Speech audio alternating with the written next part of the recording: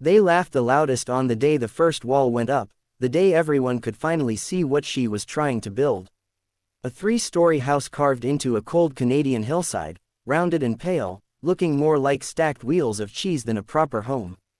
People slowed their trucks just to stare. Someone yelled, "Hey, building a mouse trap."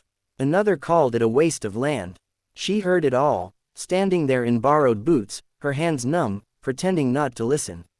What they didn't know was that every laugh landed on a fear she already carried, and every fear was tied to one question she couldn't escape: where would her children be warm next winter? Her name was Claire, and she had learned to count winters the hard way. After her husband left, the rent climbed faster than her pay, and the little basement apartment outside Sudbury turned into a damp box that never really warmed up. Her youngest son developed a cough that lingered through February.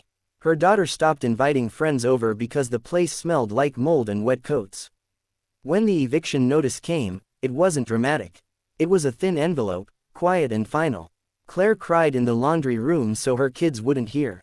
The hillside belonged to her late uncle, a forgotten patch of land everyone said was useless. Too steep, too rocky, no view worth selling. But when Claire stood there in late fall, the wind cutting across the open ground, she noticed something else. The earth itself felt calm, quiet, protected. She remembered reading about earth-sheltered homes, about how the ground held heat in winter and coolness in summer. She didn't imagine a pretty house. She imagined her kids sleeping without shivering. Money was the first wall she hit. Then permits. Then doubt. The town council meeting was polite but cold. A few people smiled like they were indulging a child. A single mother with no construction background proposing a 3-story, earth-covered, cheese house, wasn't exactly comforting. She went home with a stack of conditions and a knot in her chest. That night, she almost gave up. Almost. But her son coughed again in his sleep, and she sat on the floor beside his bed until morning, deciding that embarrassment was cheaper than regret. She learned everything the hard way. YouTube videos late at night. Library books with pages that smelled old and important. She traded babysitting for help pouring concrete. She accepted salvaged windows, chipped doors, insulation rolls that didn't quite match. The shape became round because straight walls cost more and failed more easily under earth pressure. The 3 levels came from necessity: storage below, living space in the middle, sleeping rooms above, all tucked into the hill-like layers of something that belonged there. Winter came early that year. Snow fell while the roof was still bare, and one storm collapsed part of the framing. Claire sat in the mud and cried openly this time, her gloves soaked, her hands shaking. A neighbor who had laughed before stopped his truck and helped her rebuild that section. He didn't apologize. He didn't have to. He just worked beside her until dark. By the time the house was sealed, it didn't look like much from the road. Just a curved face of pale plaster and a few round windows staring out at the valley. The kids called it the cheese house, laughing like it was a secret joke only they understood.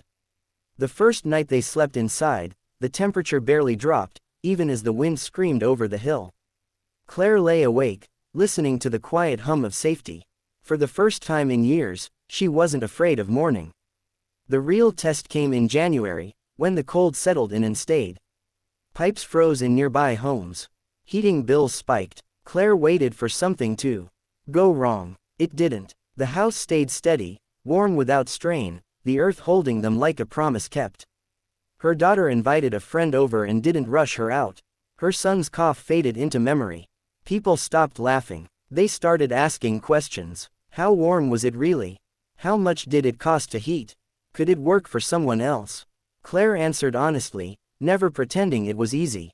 She talked about the nights she wanted to quit, about the mistakes, about the fear of failing publicly. She also talked about waking up warm. One evening, months later, Claire stood on the hillside watching the sun dip low, the round face of the house glowing softly. She thought about that first day, the laughter, the shame, the hole she dug anyway.